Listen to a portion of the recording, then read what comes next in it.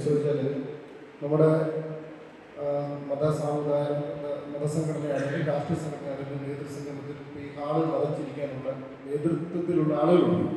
പക്ഷേ ഇവരിൽ ഭൂരിഭാഗം ആളുകൾ ജനപ്രതിനിധികളാകുന്നില്ല. പല സംവിധാനങ്ങളിലും സർക്കാർ സംവിധാനങ്ങളിൽ ഈ പോസ്റ്റുകളിലേക്ക് വരുന്നില്ല. അതിനകത്തൊരു പ്രധാനപ്പെട്ട കാരണം മറ്റ് സമുദായത്തിലുള്ള മറ്റു മതങ്ങളിലുള്ള ആളുകൾക്ക് അവർക്ക് കിട്ടുന്ന അവരുടെ സ്റ്റാൻഡേർഡ് ഓഫ് ലിവിംഗിൽ ജീവിത നിലവാരം മെച്ചപ്പെടുത്താനുള്ള സാഹചര്യങ്ങൾ നിർദ്ദേശങ്ങൾ പോലെ അവരുടെ പൊതുവിജ്ഞാനം അവരുടെ ഡ്രസ് കോഡ് അടക്കം മറ്റുള്ള ആളുകളുമായി പെരുമാറും, അങ്ങനെ ഒത്തിരി കാര്യങ്ങളുണ്ട്. ഇത്തരം കാര്യങ്ങൾക്ക് വേണ്ടി ഡെവലപ്പ് ചെയ്യാൻ നമ്മുടെ ഹിന്ദു സമൂഹത്തിലുള്ള നേതാക്കന്മാരെ വളർത്തിക്കൊണ്ടുവരാനുള്ള ലീഡർഷിപ്പ് ട്രെയിനിങ് വർക്ക്ഷോപ്പുകൾ അങ്ങനെ എന്തെങ്കിലും കാര്യങ്ങൾ നമുക്ക് കൂട്ടായിട്ട് ചെയ്യാൻ സാധിക്കും. തീർച്ചയായിട്ടും ഏറ്റവും പ്രസക്തമായ വിഷയമാണിത്. ഏറ്റവും പ്രസക്തമാണ്. ഒന്നാമത് നമ്മൾ വേണ്ടത് നേരത്തെ പറഞ്ഞതിൽ ഉൾപ്പെട്ടിട്ടുണ്ടത് ഒന്നും കൂടി വിശദീകരിക്കണമെന്ന് മാത്രം. നമ്മൾ സാമ്പത്തികമായിട്ടും സാമൂഹികമായിട്ടും ഉയരണമെന്ന് നേരത്തെ പറഞ്ഞു, അതിന് സഹകരിക്കണമെന്ന് പറഞ്ഞു. അതോടൊപ്പം നമ്മളൊരു വാക്ക് ഉപയോഗിച്ചിട്ടുണ്ട്, സാമൂഹിക പ്രതിബദ്ധതയുള്ളവരായിട്ട് യുവജനങ്ങളെ വളർത്തണമെന്ന് പറഞ്ഞു. അപ്പം നമ്മൾ ഒരു 6 മാസം കൂടുമ്പോൾ രക്തം ദാനം ചെയ്യാൻ നമ്മളെ മക്കളെ പ്രേരിപ്പിക്കുക. 18 വയസ്സ് കഴിഞ്ഞ 50 വയസ്സിനിടയ്ക്കുള്ളവർ ഒരു 6 മാസം കൂടുമ്പോൾ രക്തദാനം ചെയ്യുക, ഉദാഹരണം പറയുകയാണ്. അല്ലെങ്കിൽ നാട്ടിലൊരു കഷ്ടപ്പാടും ദുഃഖവും ഉണ്ടാകുമ്പോൾ അവിടെ പോയി വേണ്ട സേവ ചെയ്യുന്നതിൽ നമ്മൾ മികച്ചുണ്ടാവുക. നാട്ടിലൊരു കല്യാണം നടക്കുകയാണ്, നമ്മൾ അവിടെ പോയിട്ട് അങ്ങോട്ട് സേവ ചെയ്യണം. അങ്ങനെ അങ്ങനെ അങ്ങനെ ഒരു ഭാഗത്തു കൂടെ. മറ്റൊരു ഭാഗത്തു കൂടെ സാമ്പത്തിക ഭദ്രതയുള്ളവരാവാൻ പരിശ്രമിക്കുക. മൂന്നാമതൊരു ഭാഗം, ഇവിടെ സംഘടനകൾ ഒന്ന് ഏകീകരിച്ച് ആവുന്ന രീതിയിൽ പബ്ലിക് സ്പീക്കിംഗ്, പൊതുവേദിയിൽ പ്രസംഗിക്കാനുള്ള പരിചയം. 2, ലീഡർഷിപ്പ് ട്രെയിനിങ് പ്രോഗ്രാം തുടങ്ങിയവ സംഘടിപ്പിക്കുക. നിങ്ങളെ സംബന്ധിച്ച് ഇവിടെ അടുത്ത് തന്നെ ധാരാളം പേരെ കിട്ടാനുണ്ട്. ഇപ്പോൾ ഉദാഹരണം പറഞ്ഞാൽ കോട്ടയം ജില്ലയിലാണ് നമ്മുടെ അഡ്വക്കേറ്റ് ജയസൂര്യൻ പാല. ഉദാഹരണത്തിന് പറയുകയാണെങ്കിൽ പെട്ടെന്ന് അദ്ദേഹത്തിൻ്റെ പേര് പറഞ്ഞുകൊണ്ട് അദ്ദേഹം ഉള്ളൂ എന്നോ അദ്ദേഹത്തെ വിളിക്കണമെന്നോ ഞാൻ പറഞ്ഞിട്ടില്ല. പെട്ടെന്ന് ഓർമ്മ വന്നൊരു പേര് പറയുകയാണ്.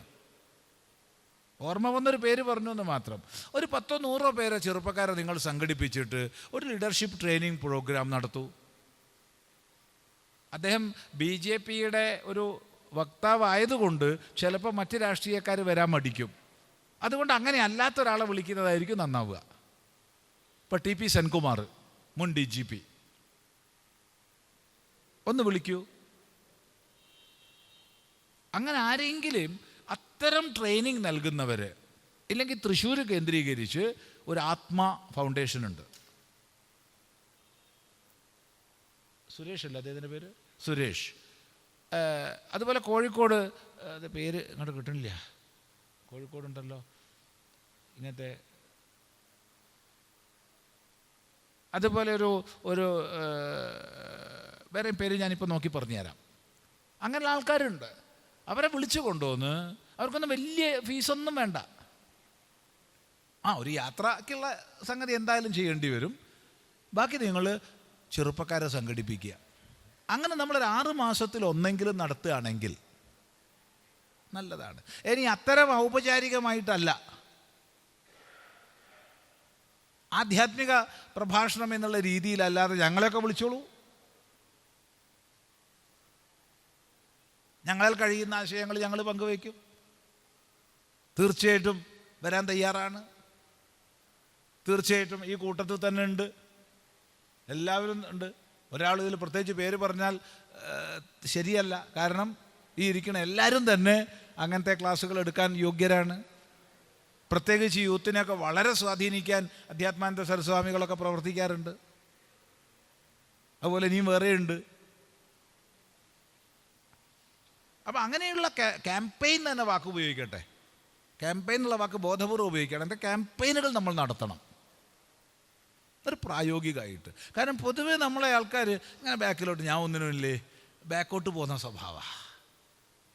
അങ്ങനെ നമ്മൾ പലരും പറഞ്ഞ് പഠിപ്പിച്ചിട്ടുള്ളത്. ഒരു സെൽഫ് മാർക്കറ്റിങ്ങിൻ്റെ കാലമായി ഇന്ന്. അതുകൊണ്ട് അത്തരം ട്രെയിനിങ് പ്രോഗ്രാംസ് വെക്കണം. പക്ഷെ ഇതൊക്കെ ചെയ്യണമെങ്കിൽ സാമ്പത്തികമായുള്ള ഭദ്രത ആദ്യം ശ്രദ്ധിക്കുക. അത് വളരെ പ്രധാനമാണ്.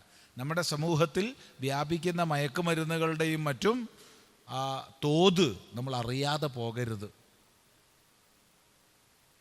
അത്രേ പറയാനുള്ളൂ.